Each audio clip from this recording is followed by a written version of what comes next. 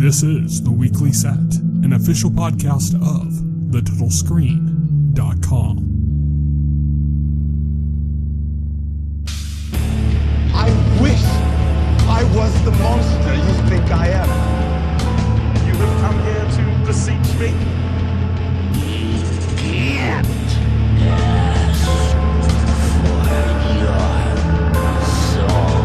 Madness can be a medicine for the modern world.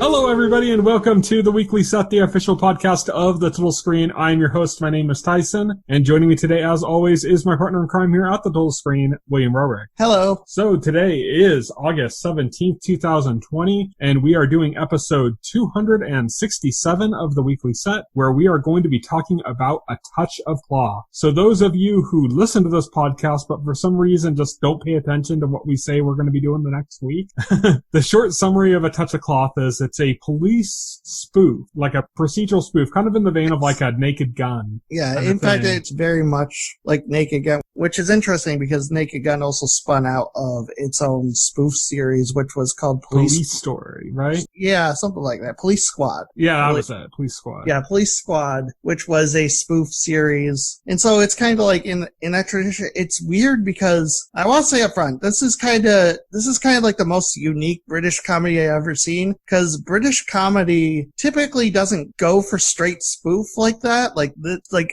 You don't get that often. I tend to think of like spoof stuff as more like a American comedy, because you get a lot in like the US, although not so much these days, weirdly. But like, you get some meta spoof stuff like Garth Marenghi's Dark Place kind of. Yeah, you get meta spoofs. Like even Garth Marenghi's like Dark Place is like not like it is a spoof, but yeah, it's not like a straight up like this. This is more like the American style spoof. Yeah, I mean there's some meta spoof stuff in here as well, but like the main crux of this series is like a traditional like spoof setup, which is something we don't really get that much in America anymore either. It's something we got in America more in like I'd say the 80s and 90s. Yeah, I think like the 90s was its peak, and then I think the terrible like the stuff like Epic Movie just like killed it. Yeah, we had those scary movies which were good, like the first two, and then like two of the writers or something from those movies broke off and started making their own franchise, which was just horrible. And like let's just spoof everything, and then but instead of actually doing like a good spoof, we'll just throw a bunch of pop culture references and songs and then recreate the scenes, but like do them badly. Yeah. And that was like their idea, and they made a whole format of it. We got like Epic Movie, and there was like a Spartan movie, and you know,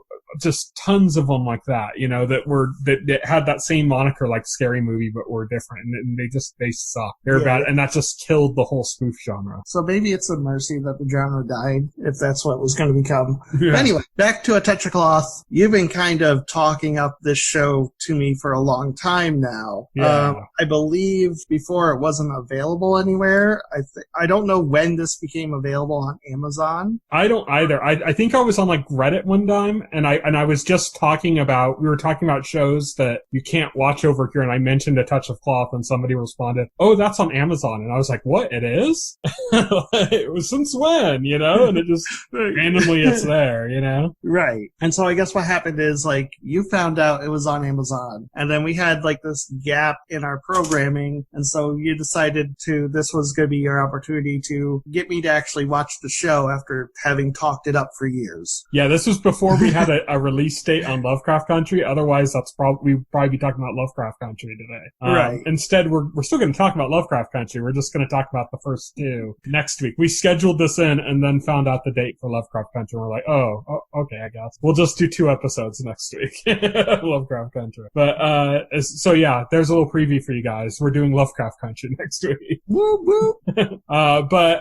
Yeah, for this week, we were like, okay, let's do A Touch of Cloth. Let's finally do it. It's available. We can do it. And the thing is in the UK, it was 2 episodes per season, 3 seasons. So it was 6 episodes. In the US, for some reason, they like combine the 2 episodes into like a movie. So like each season is like a single episode, and that episode is like an hour and a half, like movie length. Right. And they're also titled or something. Yeah.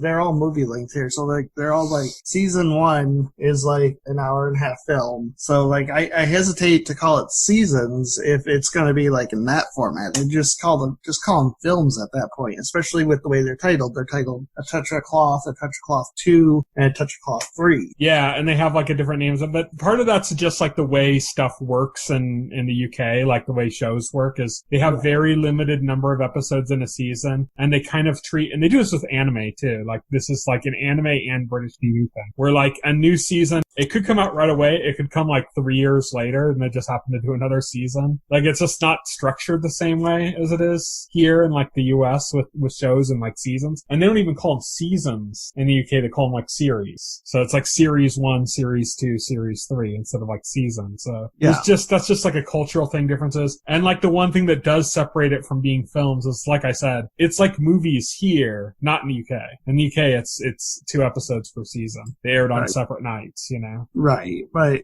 to me, it feels more like, to me, it's more like how like, you had like, in America, you had like these network produced films, like, you had the original like 1980s version of It, which was aired on 2 separate nights in 2 parts. Yeah. That's technically like the same film. The mini series is what they'd call those, like the ones that were like a few episodes, you know? Yeah. They did that with a lot of Stephen King stuff, Langoliers and The Stand, different ones like that. Now miniseries kind of has a different definition itself. Like what miniseries is now is kind of different from what it used to be as well. So, but that's just the face of TV. We're not going to get into a whole thing about how TV's changed, but that's just part of that. But yeah, it's kind of, I kind of wish if they were going to do it the way that they ended up doing it here, like making them like combining the 2 episodes into one, that they would just go the full way and just make them literally like movies instead of like, you know, you go into it and it's kind of weird. It's like, oh, I'm going to go into season 1 and there's 1 episode of it's just weird. Like, especially because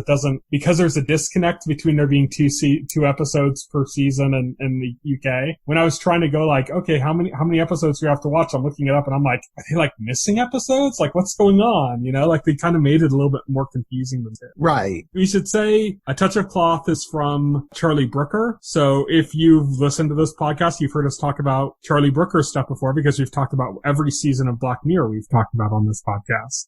Actually, no, not every season. Because we didn't start the podcast until like around the time season 3 was coming out. But we've talked about episodes from the earlier seasons as well in different episodes of random episodes of the podcast that we've done before, you know? So yeah, so Charlie Brooker, he's most known for Black Mirror, especially in the US. In the UK, he's done like a ton of stuff, including he has a series called Screen Wipe that he used to do that he was most known for probably in the UK. And it was kind of like a critique of journalism. It was kind of like almost like a Daily Show type of thing. But like instead of going completely into politics, it was more, I don't know, it was kind of like a cross between the Daily Show and like Talk Soup, I guess. Except instead of like bad shows, it would be like news coverage. Or it's kind of weird. It had its own niche. I've seen some of it. It's hilarious. Yeah, there's some really good stuff. If you want to like look up Screen Wipe, how to write the news, I think is the one is hilarious, where it goes through like the procedures of like a news story and the way like, and you'll just, every time you watch the news after that, you'll go like, yeah, that's the exact structure. every time you see a news report, that's the exact same thing. And they kind of nailed it down. It was really funny. But he's also done, he did a zombie series I saw a long time ago. It was probably the first thing I saw of his, called Dead Set. It was pretty fascinating because it was basically a zombie show that took place on the set of Big Brother. Oh, okay. So like a zombie apocalypse was raging outside and the people on Big Brother were inside, like isolated, as that show is. Like the way that entire show's done is that you're isolated. And so like, yeah, so they basically, they were isolated from the apocalypse going on around them. And so they had like a shelter and they started realizing what was going on and they had to figure out what they were going to do. But it actually used like the actual like housemates from, I guess, that season of Big Brother, I think. And yeah, it was just a weird zombie series, like a weird take on zombies. So, okay, so enough dancing around. Let's get to discussing the actual show. Well, one more thing. There's one more dancing around bit I need to get in before we start. Okay. So the title, A Touch of Cloth, is a parody of another British police series called A Touch of Frost. Okay? And I also read on Wikipedia that it's also like a play on a popular British euphemism, which, rubbing cloth, which is like... To touch cloth. Well, yeah. Wikipedia said like rubbing cloth, which I guess is like a euphemism for like, masturbation. Oh no, the one I'd heard was to touch cloth is to say that you like shit yourself. Really? Yeah. I don't know. Okay. So the touch cloth means like that you shit yourself, I think. And then they did, A Touch of Frost is the name of another detective series where like the character's name is Frost, as in this character's name is Cloth. Okay. Apparently, this was confusing because it says the British euphemism touching cloth, and then when I click the link, it just says touch cloth to be just on the point of soiling oneself. So the name's like it's like a play on words, and the reason I think that's important to bring up is because that's kind of what this show is. This show is like just nonstop puns and jokes. Yeah, it is. Not all of them land. Not all of them are great. They don't have to. There's so many. Yeah, there's so many of them. Yeah. There's so many of them. Let me say, I love the opening of the show because it's just like some like a blood splatter like effect thing, and it's just like the same 3 seconds of John Hannah just like staring and then like turning and looking at the camera, and it's just like that one video of him just like doing that, like just repeated over and over and over again. That's all it is in the beginning, and I don't know, it's hilarious. Yeah. Just because like even before the show starts, it's like the jokes are coming. Oh yeah, and it's so dense, and it's one of those shows that you actually have to like look at, like every sign or anything written in the background is a joke. Yes. Like, a car drives by with like, a business name on it. That business name is a joke. There's a joke or a pun in it, I've had to like stop it several times just to read like stuff in the background. Yeah. It's so dense. Because especially in like season 2, there's like this entire sequence with Ann Oldman, and she is on the phone, and like there's like these like signs behind her, right? It's like, do not lean on this poster. She's leaning, right? It's lean on this poster, like there's another one where like it's like the person you're talking to can't be trusted. As she's talking on the phone. As she's talking on the phone. Yeah. It's constant. There's constant running gags. Like, I love the running gags through the series. One of the great characters in it is Tom Boss. He's like the boss of the department. He's the ACC, or the assistant chief constable. And he is antagonistic towards Claw. And he's got like so many running jokes with him. He's written like the typical like gruff police chief in like all crime procedurals. Like, obviously, like it plays up the stereotypes of the genre. So, like Jack Cloth is like the grizzled, world-weary detective with a tragic past, and so Tom Boss is like supposed to be like the stiff, by-the-book police chief who's always clashing against Jack Cloth because Jack Cloth is so unorthodox. And Old Man is like the idealistic, like new school, like, she's a lesbian, so she's different, kind of like they got all those kind of like things, like she's the things that like, are new and newly accepted that weren't before, Yeah, she represents the new school of police work. Like, she has like a modern way of thinking, like all those stereotypes. Yeah. They throw them to the extremes and they lampoon them hard. Yeah. Tom Boss has so many like running gags. It's interesting too because like they also like they change with each season too. There's always like a different thing. Like especially Tom Boss, like in the first season, he's always like saying something and then like referencing another language. But he'll say something like "you're benched," or as the French will say, "le bench." And then it's always it's always a borrow word, so it's something that we already use from that language, Yeah. Like he's like, "We'll meet you at the restaurant," or as the French say, "restaurant." But that stops with season 1, and then like season 2, it's something else. I saw a bit of that in season 2 as well, but there's a little bit, but season 3, it's not anyway. He has like a completely new gimmick in season 3, and that's like every time he confronts Jack Cloth, he like says something that's a play on Jack's name. Like he'll be like, "I want you to search from the deepest depths to the tallest steeple, Jack." It'll be like, it's time for you to hit the road. It's time for hit the road, Jack. Yeah, he'll be like, "I'm taking a vacation to Monterey, Jack."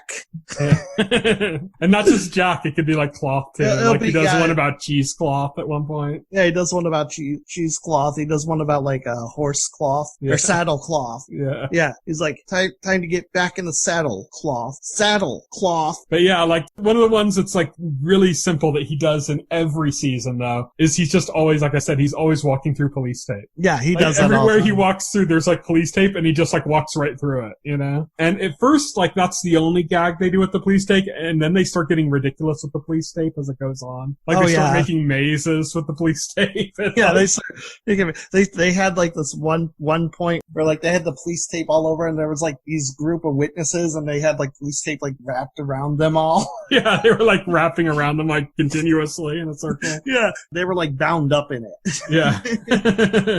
So there's all sorts of funny stuff like that. There's also another one I think is really funny with him is he's always getting into, and it's usually a Rolls Royce, but they've also did like an old style convertible or something. These like really elegant, expensive cars, but they're all like done up like police cars, like with the colors and stuff. So like he comes out of a Rolls Royce, and it's like an official police issue Rolls Royce. It's so preposterous, but it's hilarious, you know? It's like you see him get out of this car, and it's like, why is there a police issue Rolls Royce? Like, why do we need that? Yeah, right. What a waste of budget is that? And even the name of the town in this show is City of Town. Yeah, it's just City of Town, yeah. Yeah, it's just constant jokes all over the place with these characters. And like we said, there's 3 distinct seasons, each kind of compromising like a different story. Before we dive into the stories of each season, though, I do want to kind of go over the different characters that we have. We talked a lot about Tom Boss already. Yeah. We know what he's about. Obviously, the main character is John Hanna, who playing a D.I. Jack Cloth. I recognize him from Spartacus or Agents of S.H.I.E.L.D. Agents of S.H.I.E.L.D. Yeah, he's appeared in some stuff. I think he's a good actor. I loved him in Spartacus. I loved his turn. A lovely Scottish man. Yes. He's great, and he's fantastic in this as sort of like the stereotype of, like, again, this grizzled detective with a tragic past who breaks the rules to get the case solved. The kind that every night he goes home, he drinks a shot of whiskey and then puts a gun to his head and has like a tense moment and then puts it down and goes, I guess I'll just continue on. Yeah, I guess I'll just continue on. He's like that. He's that type of character, you know? And they really play that up too with him, because like there's like a ton, like throughout the series, there's a ton of points where like he just like in the middle of like a dramatic scene, he'll put like a gun to his neck and threaten to kill himself. Yeah. He does like whenever there's a hostage situation or something, he puts a gun to his own head and says, what are you going to do now? I'll do it. Yeah, I'll do it. What are you going to do? Yeah. and like he always has like, he's always drinking. Like there's this great part at the beginning of season 2 where like it opens with him in his car, and we find out it's like a taxi cab because he's like a cab Oh, that was driver. season 2. Yeah, that was the beginning of season 2. Yeah, that's what I said, season 2. Oh, okay, yeah. Yeah, I said the beginning of season 2. Oh, I thought you said season 1. Never mind. It opens up with him, you know, he's a cab driver, but it's great because like the opening shot is like he's drinking in his car, and then it pulls out and it reveals there's like this huge like alcohol like drink fountain dispenser installed in the front seat of the car, and he's just like pouring alcohol from it. And he's got a passenger in his backseat. He's got a passenger in his backseat. It's just like, I kind of need to get to work, and he just like gets out of the car and walks. He's like in a cemetery where his wife's buried. Where his wife's buried. Yeah. Like his whole thing is like his wife was murdered, and so like that's why he's like so messed up. And so yeah, that's basically his character. And we talked a little about an old man, which is how it's pronounced. And they do it like at the beginning too, because it's written like Ann Oldman, but every time they call her Oldman, and like several characters like constantly try to say Oldman, but she always corrects them, says it's pronounced Old Man. And then they repeat themselves for the correction. So she'll be like, we need to go to the scene, Oldman. And she'd say, Old Man. We need to go to the scene, Old Man. Yeah, we need to go. It's such a stupid running joke, but it got me like it didn't make me laugh the first couple times, and then it like got me as it kept repeating for some reason. Tom Boss is usually the character that like does that the most. So he will always like call her Oldman first, and then she would correct him.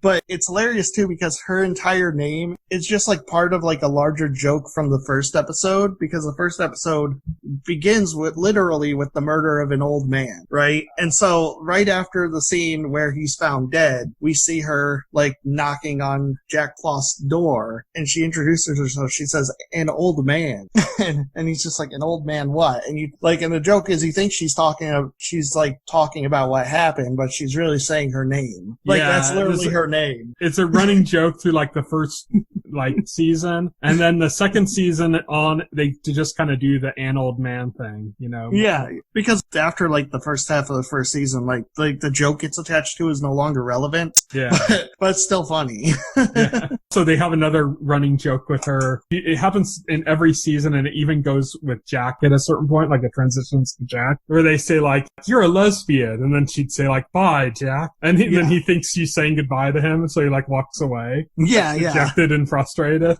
Yeah, because like the big thing in like the first season was like she's a lesbian, and she has this girlfriend or fiance, I guess. The ringtone, the tattoo song. Yeah, the tattoo song. Yeah, all the things she said. Yeah, the tattoo song. And apparently, like the running gag is like Anne is so obsessed with her job that like she has no time for her girlfriend, so her girlfriend is getting more and more frustrated with her. And then by the end of like the season, I guess, like she leaves her. The one part was great where like she walks into the house, she picks up a piece of paper and she's staring at it, and you hear her partner saying, "Anne, you'd never pay attention to me. I think it's time for me to leave." Go through this whole thing. By the way, they're not showing the notes, so you don't know what it says. Yeah. It's just showing her reading, and then like it pans over and she's standing there talking, and she's looking up, and it's like that's not what the note says at all. Like none of that narration is what the note actually says, because they show it after. So she said, "You're just staring at a note and ignoring me." There's another character is DC ASAP Qureshi. Yes. He's funny his first name is literally ASAP. Yeah, his first name is literally ASAP. His gimmick is, like, he plays a smaller role in the series, but, like, his gimmick is, like, he's the guy who, like, when Jack gets on the scene, he's supposed to be filling him in on what's going on. But, like, he gives, like, way too much information. Like, there's, like, they'll be in a forest, and he'll be like, "Forest, there are trees, there are all kinds of biological plant life, brown dirt, you know." It's all the trees date from the 1920s. He's like, one body, male, human, has flesh organs, love the Spice Girls. It's like all this like irrelevant information. Which is around when our next character, because I mean that's pretty much all there is to say about that character. Our next character will pipe in, and that's Des Hairy Hand. Yes, because he has hairy hands. That's he has the hairy joke hands. Of his name. But he'll always pipe in like no traces of semen or he always like it's funny because like his running gag is like he's the perverted one. So like there'll be like there's like a scene in the first one where he's like got binoculars and he's looking out a window, right? While they're at a scene investigating, and you're gonna want to see this gov. Yeah, he goes, "You're gonna want to see this gov," and it cuts to a shot like it's just like the woman in a building across like the street, like in her underwear, and it's like that's what he's telling Jack that he's gonna want to see. And Jack checks it out and says, like, "Keep watching," or something. Yeah.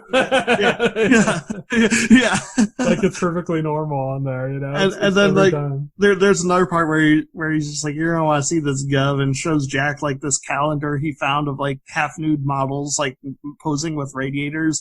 The calendar's named like model women and radiators or something.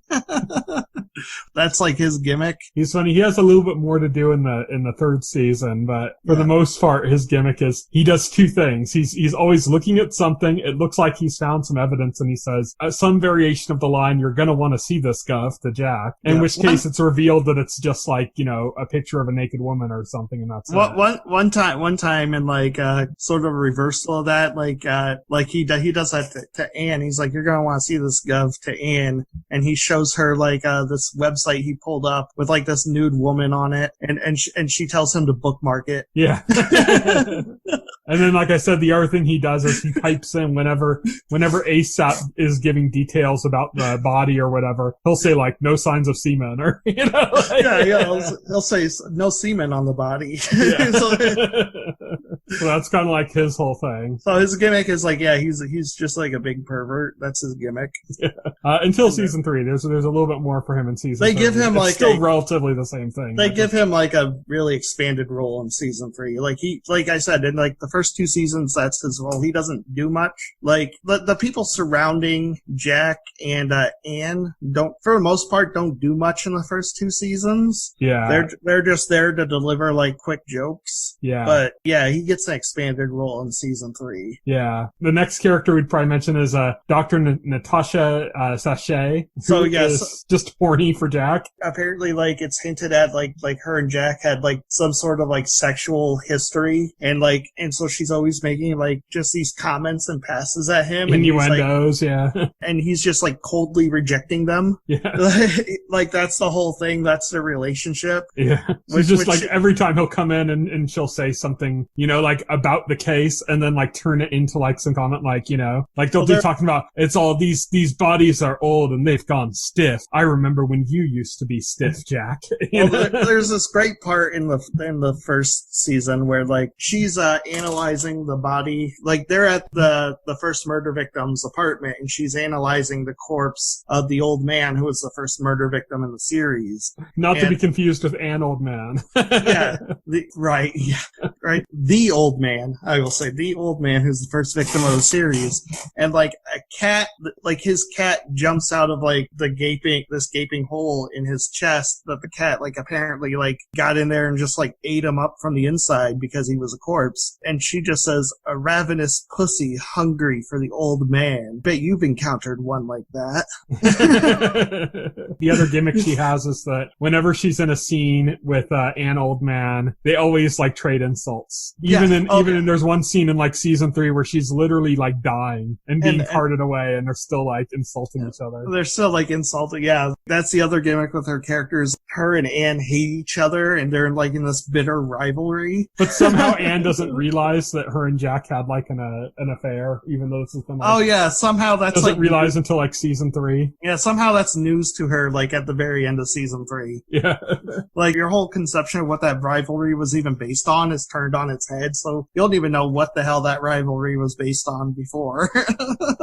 So the next character to go over is DC Todd Cardy. Now, what's funny about this character, he's barely in it, and he gets killed in a bank robbery scene in the very beginning, first scene of the second season, and he's barely in the first season. Yeah, his death kicks off the plot of the second season. But the major thing about his character is that the actor is literally playing himself. Oh, really? Yeah, it's the actor's name is Todd Cardy, and he's playing himself as a detective on the scene. And I love too, like, he's not in season 3, obviously, because they killed him, but like at the beginning, they make a reference to him because like there's a scene at the beginning of season 3 where Jack Cloth is like giving a lecture to like a bunch of criminology students at a university, and he's taking like all these textbooks on criminology and just chucking them at the students. And one of the books is apparently like this book, I forgot the title, but said it was written by Todd Cardy.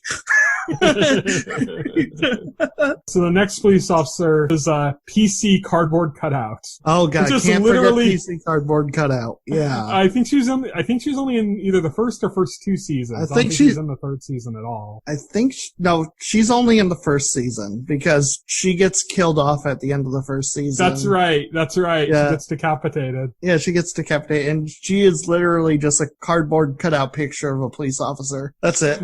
And any movement with her, anything, like there's no voice, nothing. Anything that happens with her that goes beyond standing there as a cardboard cutout happens like off screen. Like he'll tell her, like Jack will be like interrogating somebody and say like, leave the room, cardboard, or, and then you don't see her, but you just hear the door open and close. And then when it cuts back, like she's not there anymore.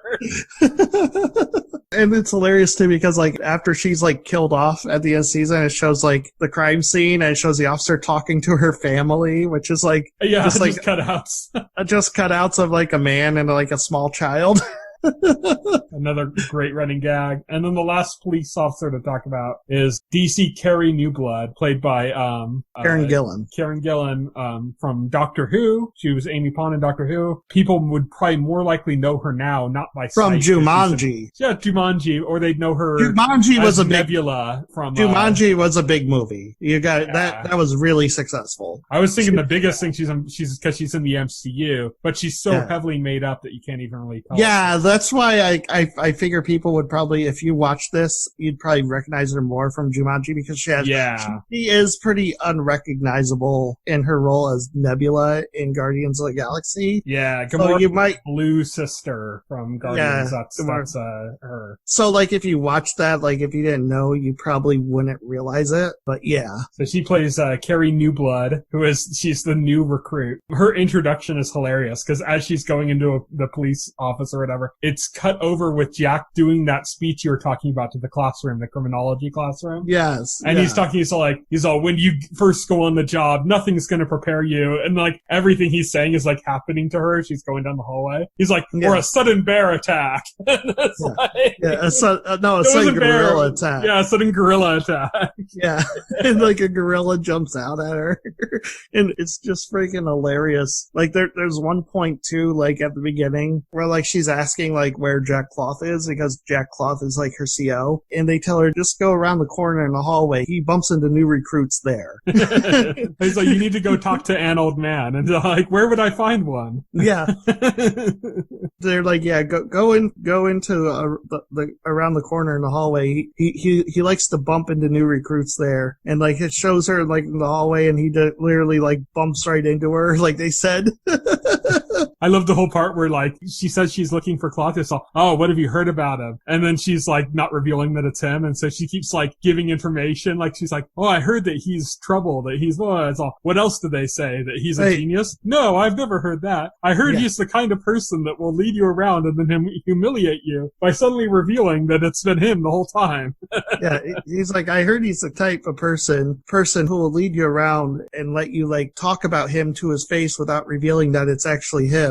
She's kind of a funny character. She's less of like being a funny trope character like the other one. It's more, even though she does kind of play that role of like the new blood character, more than that, she's just kind of like, she's the central plot figure of the third season, which you find out at the end, you know? There's just other characters. Like every single time there's like, you know, Jack will be talking to the press and there's like all these people, they'll like hold up their hands and Jack will call on them and they'll be like, you know, I'm so-and-so from the Daily Reporter, and they'll like ask something. And there's always this guy from like a bird watching magazine. Yes. And he just like asks random questions about bird. And then in the second season, like an owl is murdered in the bank is one of the ones that's killed. Yeah, and he's asking questions about the murdered owl. Yeah. I love in the third season, there's a guy who's like, I'm from the Daily Mumbler. And then he asks this question. He's just like, and then Jack Cloth says, no, that isn't clear. Yeah. So those are kind of like the central characters throughout it, except for like, as we mentioned, Carrie Newblood only kind of shows up in the last season. But each season kind of has its own other cast of characters as well. And we can kind of go into the seasons now. So the first season begins with, you know, an old man being slaughtered, murdered with a sword. And as more and more people start getting murdered, they end up trying to figure out who's doing it. And the end result is basically that they think it's tied to this jury, that all of these members are members of I the love jury. the scene where like they're trying to figure out like what the connection is. And like they go for 12 Days of Christmas and they're like, no, that doesn't fit. And then they're like, try top pop hits of the 80s. Like all these like different themes I think the killings are like based around. They eventually figure out that it's connected to a trial. And he basically like Jack Cloth basically catches up with like this guy who's in like the hospital, and he basically ends up telling him the entire story about how like he was a member of a jury and like there was a police officer giving testimony, and apparently it was so hilarious it made them all laugh at him, and like that's apparently the motive. Yeah, Yeah, well, initially they thought it was the guy that lost, or the guy that was on trial. Yeah, they thought. But they find him dead too. Yeah. That was Brad Stock is the character's name, and he was the prime suspect until he was found dead, and then they realized it had to be something else. So they get the story about a police officer. Jack visits a guy, a former police officer that was supposed to be the one giving testimony, and it's played by Brian Cox, who's a kind of a pretty big actor making a cameo there. You might recognize him if you've watched Manhunter, which was kind of like the first adaptation of Red Dragon. He was Hannibal Lecter in that, and he's also been in just a ton of other stuff. Brian Cox has been in everything. Yeah, Brian Cox is great. Yeah, Brian Cox is like a retired police officer, like basically like a Cloth's predecessor, who like Cloth goes to for like advice, you know. But it's funny because as soon as like Cloth talks to him and realizes that like doesn't get any information from him, as he's like walking away, the guy gets killed like right behind him as he's walking away. Yeah, as he's walking, yeah. I mean, there's not really a lot to go into. Basically, we end up finding out pretty quickly, you know, by only the second episode of the season, we end up finding out that the killer is in fact Tom Boss. Yeah. So Tom Boss, the police chief, is actually the killer for this season. He's the one who was laughed at the trial for his testimony because like his testimony was it's just full of double entendres. Yeah, it's just full of unintentional, unintentional sexual double entendres. It's like he's describing like the crime scene, but it's like it comes off as as if he's describing like an erection ejaculating. And so that was so funny. So apparently because of that, like he made it his mission to kill like all 13 jurors who laughed at him. He's all, they ruined my life. And Jack's like, what are you talking about? You're the fastest rising detective in the precinct's history. he's like, yes, I know. I was so driven. I love it too because like when it's revealed, it like does like the thing, like it does the thing like mystery shows like love to do where like after a reveal, it flashes back to like, you know, all the clues like that the viewer may have missed. So it goes back to all the clues, but like in this show, it shows like stuff like we didn't see before. It shows stuff we didn't see, but it shows stuff like Tom Boss like basically like taking the picture of the unknown mastermind that's up on like the drawing board and like grabbing it and crinkling it up. And this is all from Ann Oldman's memories. Like she's like remembering this shit. An old man. Yeah, and Ann Oldman. She's remembering this shit, but like one of the other ones is like he's just standing there like licking a bloody sword, and he goes, "Old man, don't just stand there. Help me lick the blood off the sword." And then like after that, it shows like she's like at a function with him or something, and they're like eating donuts or something, and he just says, "No, old man, I've recently begun killing 13 jurors who laughed at me years ago." Who laughed at me. When she comes out of it, she's like, "I should have seen it." Yeah. Once he's kind of cornered by Jack, he also reveals that he actually killed Jack's wife. Yeah. For no apparent reason. No, there was a reason. The reason was because Jack was apparently so good that like he was threatening like Tom Boss's like rise in the ranks in the police department because Jack had like more of a chance of getting promoted ahead of him, and so he killed Jack's wife to like mess him up and like get him out of the way. Apparently, he lured her to like a store that sells like ventriloquist dummies and all other manner of creepy stuff. Yeah. Well, there's a part earlier where like Jack just says like, "I haven't laughed since my wife died," and then like I think that was Anne with him at the time, and Anne just asked him, "What was funny about your wife's death?" And he's like, "What?" And then when it shows like the actual flashback like of him holding his dead wife, he's crying, and then like it shows like a ventriloquist dummy, and he starts laughing at it. So that's pretty much season 1. Yeah. And that ends with like, you know, they keep doing the will they, won't they, relationship between Ann Oldman and Jack, and they do the thing where like she says that her lover left her, and like I already mentioned this, but like where they do the ongoing joke they do in every season where he says, "But you're a lesbian," and then she says, "Bye, Jack." And he takes it as dejection and leaves. But so that's there's lots of like little funny jokes here and there. And like I said, this is probably the most densely packed comedy I've ever seen. scene. This jokes everywhere.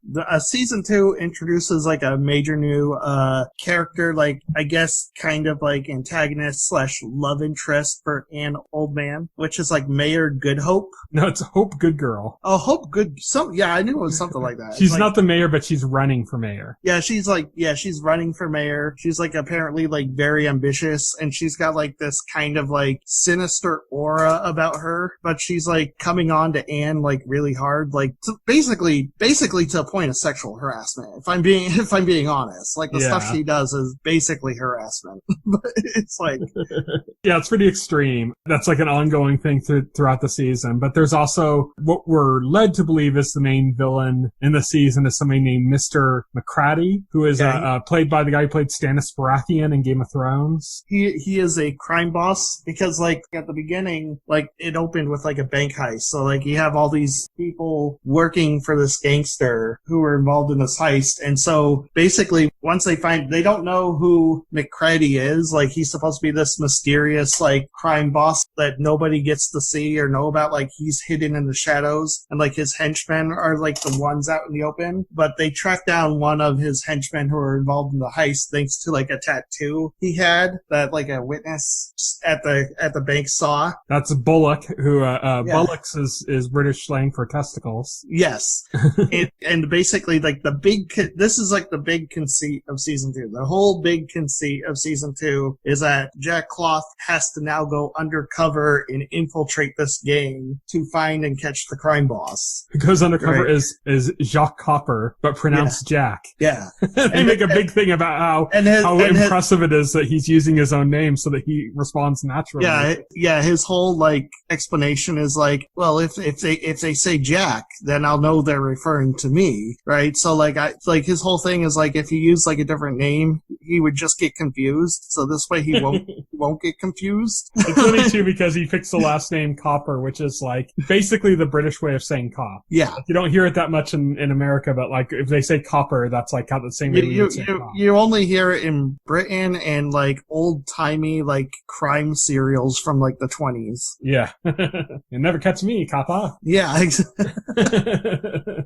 But yeah, so he's literally Jack Copper, you know, to go undercover in this organization. And yeah, it's just, I think this is, of the three, this is my favorite. It's really funny. All the undercover stuff is hilarious. Oh god, there's like this one scene where like McCready like forces him to like basically take the stripper like in his club and like take her to like a back room and like have sex with her. And he says he's gonna like, and he tells him he's gonna stand outside the door and like listen to him to make sure he's doing it.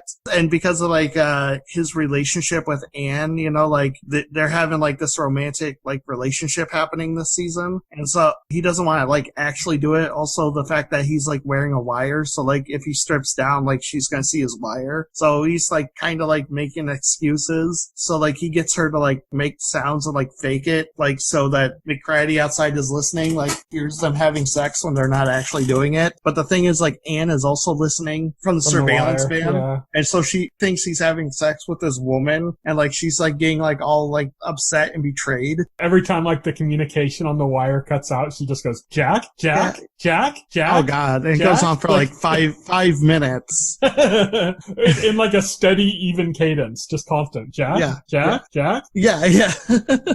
It happens like 2 or 3 times in the season. It's hilarious. I love there's this one scene where he's like in like a restaurant with Anne, and like one of McCready's henchmen walks in, and like he knows like Anne is a cop already, but he sees like Jack with her, and like he puts it together. He's like, wait, you're a cop, you were a cop all along. And then they chase him down, and then like Jack gets into like this like bulldozer and like basically crushes him with the bulldozer, and then he jumps out of the bulldozer, looks at the guy's corpse, and just goes, oh god, what kind of monster would do that?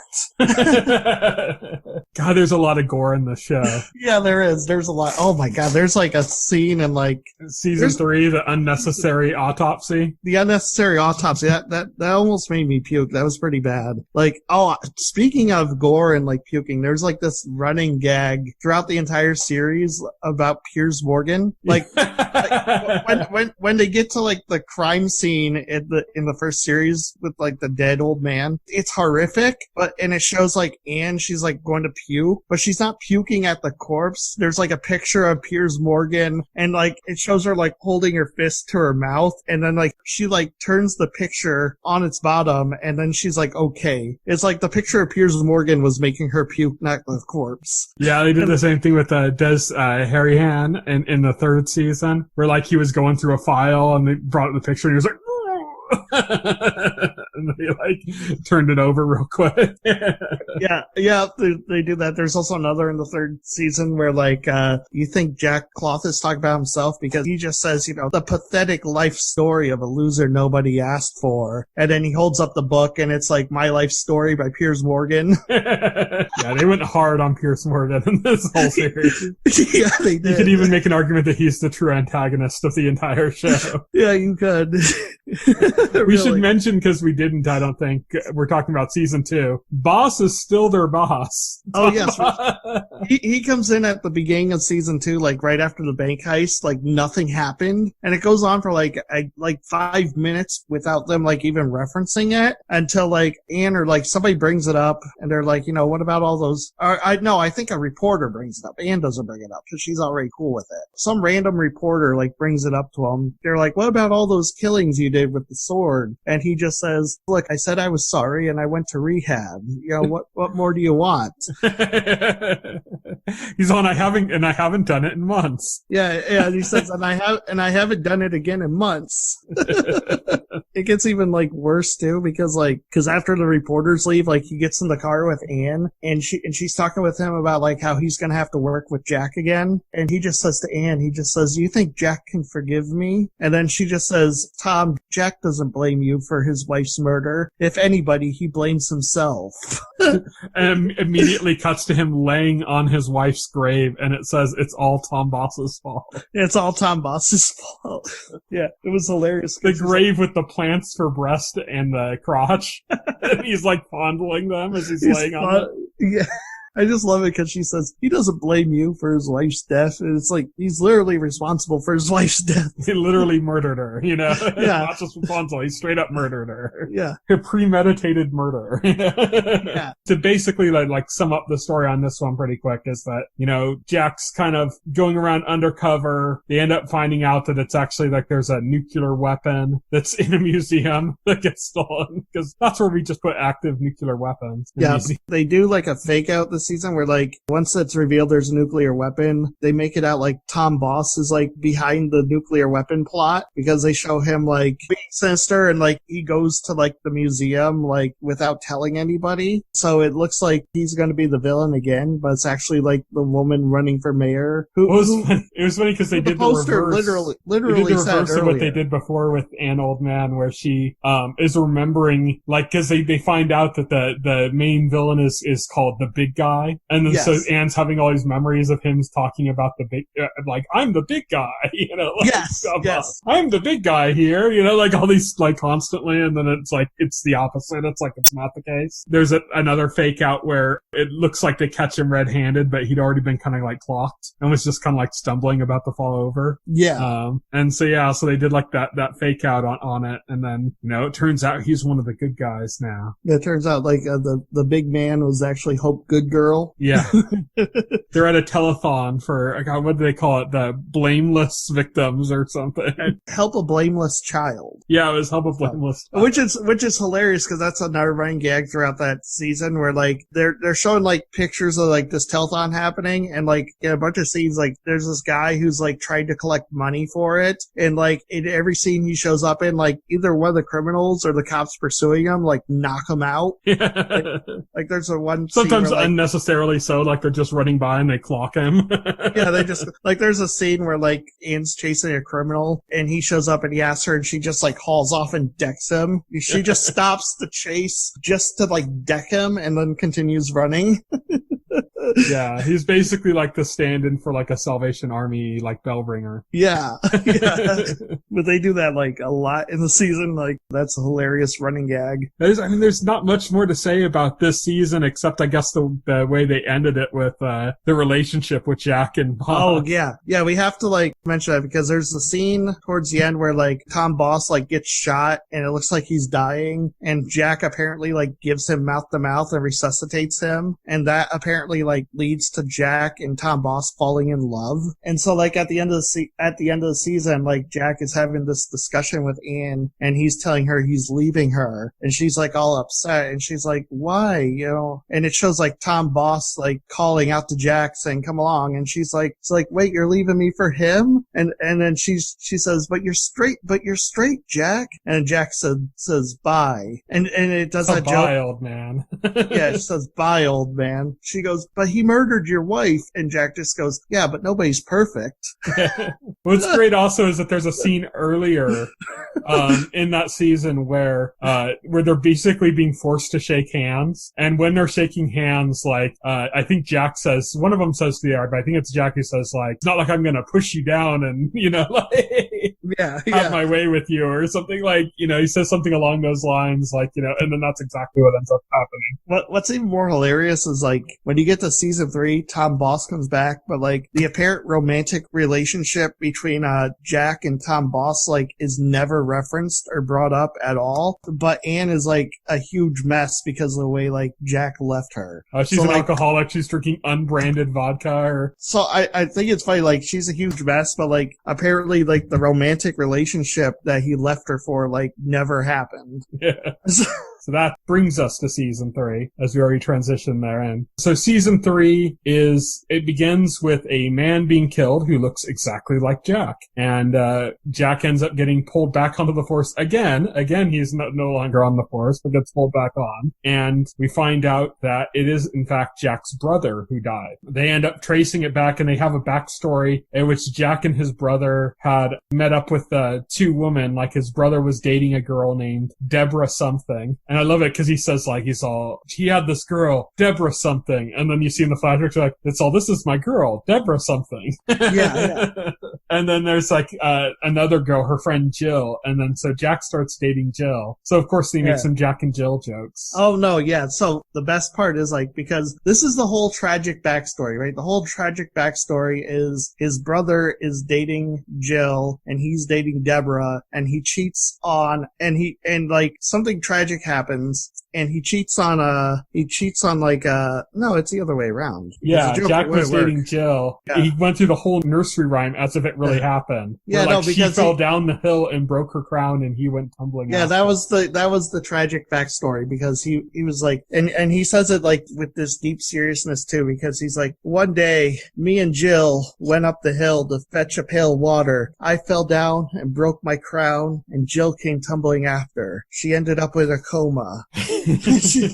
While that happened, he ended up sleeping with Deborah something, his brother Terry's girlfriend, and then that started like a big feud with them, and they hadn't talked to each other since. So now his brother's turned up dead, who was hunted down by a guy in like a motorcycle outfit. Yeah. And so now it's trying to find out who killed his brother. So basically the people who end up dead are people who have like a relationship with Jack. So this is supposed to be like a personal vendetta against Jack. He zeroes in on like this head of like a rehabilitation center that his brother apparently went to. And this guy is like presented as like a cartoon villain. There's like these magazines on like framed on his wall that said like he's on the cover of like Prime Suspect Monthly. Yeah. And he does this evil laugh, and they cut to like different scenes like where he's like surrounded by like these people, and they're all in robes and shit, and he's like got like a satanic ritual. Yeah. He's got a dagger over this woman, and they're all chanting, and it's all like nonsense words. Like sometimes they'll like in the middle, like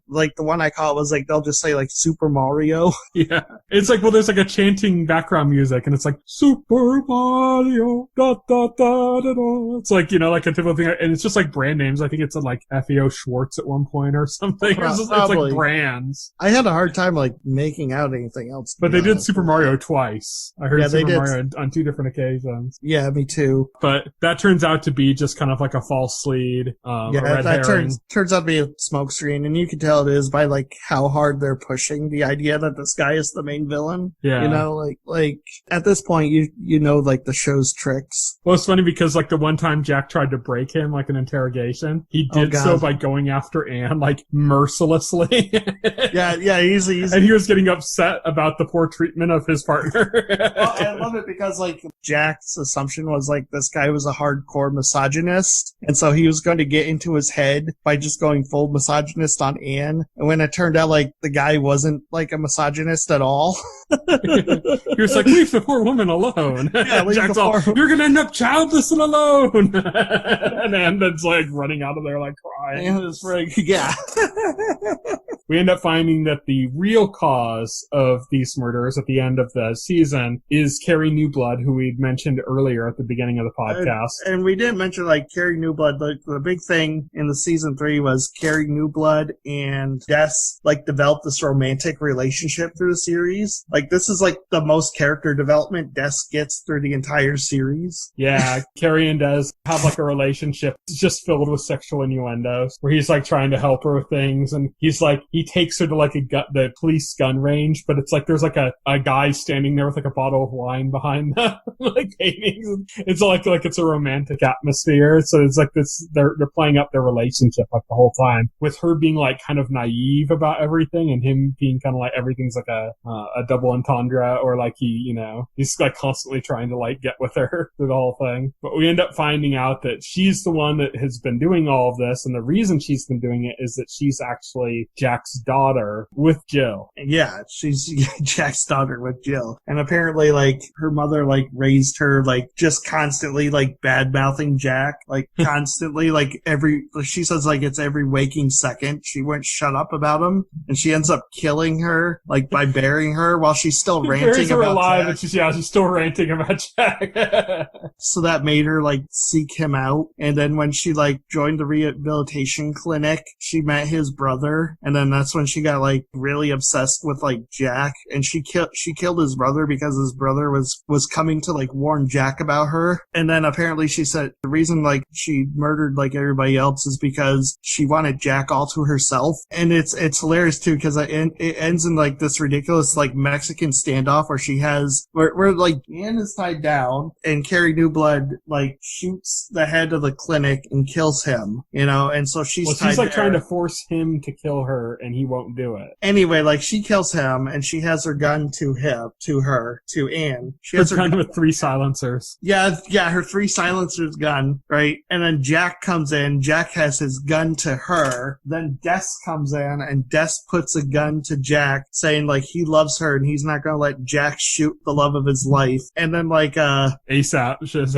up. ASAP shows up. Oh, God. And I should mention... They did a red herring for him to be there. Yeah, because he dresses up in the exact... There's a point where, like, he watches Des and Carrie leave, and then he dips into a locker room, and he puts on, like, the exact same motorcycle outfit as the killer. Like, the exact same. But then it turns out, like that's apparently, like, a pizza delivery outfit. Like, he has a side job as a pizza delivery guy. That was, like, never mentioned before.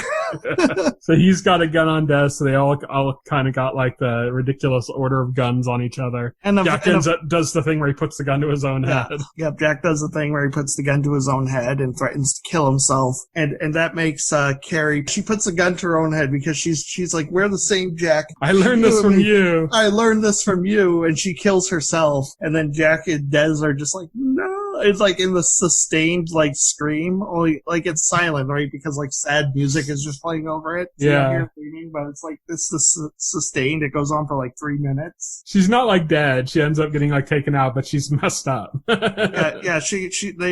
Apparently, like, they show her being loaded into an ambulance and she's still alive. And then, like, it kind of ends there. It ends there except for, Jack and Old Man, like, having sex in the middle of the crime scene. Oh, that's right. Yeah, they start having sex sex in the middle of the crime scene. They finally get together. The will they, won't they question is answered, and they're having sex in the middle of the crime scene. And that's how it ends, and you get a next. And we get a fake teaser for season 4 that's never going to happen. It's apparent from the teaser, like, this isn't like a real teaser for anything they had planned. It's so ridiculous. It's like aliens and magic. Yeah, they showed like aliens show up, and they show like a part where like Carrie Newblood is back, but she's like all bloody like Christine or some shit, and she like zaps Jack with like force lightning. She says, "I'm the fruit of your loins cloth." That's it. That's a touch of cloth. So yeah. Just, it's stacked from beginning to end with jokes. They're just everywhere. It's funny because like when I was watching Lovecraft Country, it has a bunch of like, you know, it's a kind of period piece. So there's like old timey signs and stuff in the background. And I kept reading them expecting jokes because I was in that mode of thinking because of a touch of cloth. Like where, like I'm like, wait a minute, what does that sign say? It's like, oh, it's just like a regular sign. Like this is a regular show. It's not, this isn't a touch of cloth where every sign or everything written down somewhere is a joke, you know? But it's funny how like after you watch it, that's kind of like stuck in your head. It's like hard to get out. You're used to it now. They're trying to follow as many jokes as you can at once. But yeah, that's a touch of cloth. I'm glad you enjoyed it. I knew you would. I'm hyped up that you ended up liking it. Yeah, it was a lot of fun. Dense comedy. I really wish that Charlie Brooker would do something akin to this again. Like I don't think there's any chance of them actually doing another A Touch of Cloth. I don't think it's really necessary that they do anyway. No, they don't have to do that. Yeah, I think it's pretty much done. Like the third season was kind of like a not as good anyways, I don't think. I'm gonna say like it's pretty, the whole concept's pretty played out. It's kind of like the problem with the spoof genre is like, even with the good ones, if you just keep going, you run out, the jokes eventually like get worse, and the material just gets tired. So it stops being funny. I mean, like the Naked Gun was hilarious when it started, but like by the last movie, it definitely was not anywhere near as good as it was when it started. Yeah, it's definitely the case. It's not just spoof in general though. It's also spoof with a very specific genre, which is the police procedural. That's why I said like I'd like to see Charlie Brooker do something like this again, but like with a different parody. Like I'd like to see him maybe do something related to like politics or something, you know? But like this, you know? That's like just way over the top with just constant jokes, really densely packed. I'd love to see him do something like that again. I'm sure that's probably nothing that he wants to do because it's gotta be a shit ton of work to just pack that many jokes constantly into things. To have everything anybody says be like a double entendre or like a, you know, have like a second meaning or a pun. And there's a lot of jokes that I'm sure that neither of us got because they're like British puns that don't even make sense to us. There's some obscure ones that I did get that I'm like, I don't know if Will's gonna get this one because like I've watched a lot more like British shows than you, I think. So like I know some of the certain things, certain references, and I know there's some that I barely got, which means there's probably a ton that I didn't get. Right. You know, that it just completely passed me by that I had no idea about, you know? And, but it's so densely packed that it doesn't matter. Cause even if you miss a joke, like a split second later, there's like 4 more. Right. Yeah. If you haven't seen it,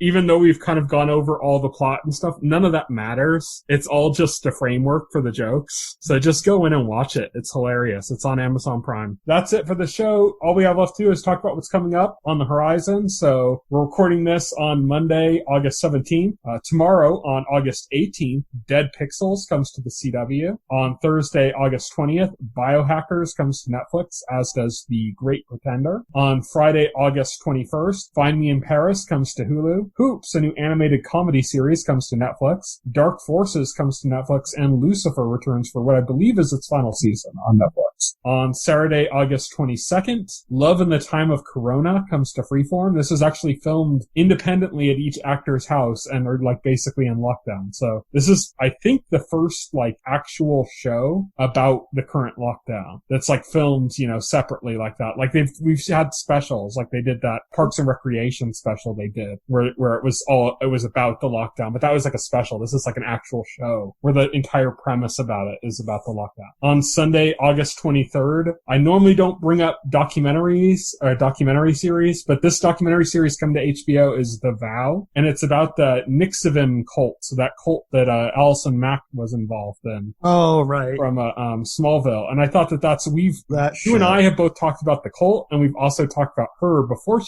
we knew anything about the cult before. And right. We've talked briefly, on small occasions about Smallville. So I just thought it was relevant enough to bring up that that's going to be on Sunday, August 23rd. On Monday, August 24th, Reno 911 comes to Quibi. So you finally have a reason. Are you going to get Quibi for Reno 911? Are you going to get a free trial? No. Not enough. Reno 911's not a tempting siren song enough. Sorry. No. Can't say it is. On Tuesday, August 25th, The Haves and Have-Nots comes to OWN, and Trinkets comes to Netflix. On Wednesday, August 26th, In the Cut comes to Bounce. Do Soul Soul La La Soul. No, I didn't have a stroke. That's a new foreign series coming to Netflix. And La Venganza de Analia, I'm probably pronounced that horribly, also comes to Netflix. On Thursday, August 27th, Cure comes to HBO Max, and Agretsuko returns on Netflix. On Friday, August 28th, Masaba comes to Netflix. On Monday, August 31st, This Joka with Will Smith comes to Quibi, and Wireless comes to Quibi. So 3 new Quibi shows coming in the next couple weeks. I know you're psyched. I'm super excited. Quibi is it's a streaming service that exists. So how could you not be hyped? I think I'll check out Mint Mobile Plus while I'm at it. Yeah. As we mentioned, next week we're going to be talking about Lovecraft Country. We're going to be talking about the first 2 episodes of the season. I've already seen the first one. Will hasn't yet. He's going to watch that soon. But it doesn't matter because we're not going to talk about it until next week anyways. But we're going to talk about the first 2 when we do talk about it. So I'm already excited. Hopefully Will likes it too. We'll find out soon. We will know next week. Yep. Until then, you can follow me on Twitter. I'm at Tyson Gifford. You can follow Will. He is at Foxel Hero. You can check out our Facebook page and our YouTube channel as well as our site, thetotalscreen.com. You can subscribe to the podcast through any major podcast client like iTunes or Pocket Cast. And the entire backlog of our podcast is available on our YouTube channel. Thank you everybody for listening. Good night. Good night. If you would like to reach out to us and make a comment, send an email to contact@thetotalscreen.com. Stay tuned to The Total Screen for the very best in genre